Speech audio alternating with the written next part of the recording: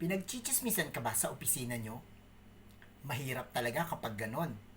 Parang pakiramdam mo na nasa ilalim ka ng spotlight at lahat nakatingin sa'yo.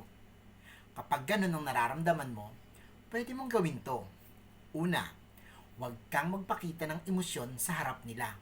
Keep calm and carry on. Like wala kang, kapag pinag-uusapan ka, just ignore mo sila at mag-excuse ka na lang. Pangalawa, focus sa trabaho mo. Show them na hindi ka affected ng mga chismis at mas importante sa iyo ang magampanan mo ng maayos ang trabaho mo. Pangatlo, kausapin mo ang mga taong involved sa chismis. Tanungin mo sila kung bakit nila ginagawa yon at ipaliwanag mo sa kanila na nakakaapekto ito sa iyo.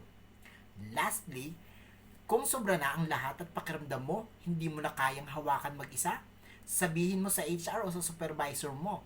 May mga rules sa trabaho na pwedeng tumulong sa'yo.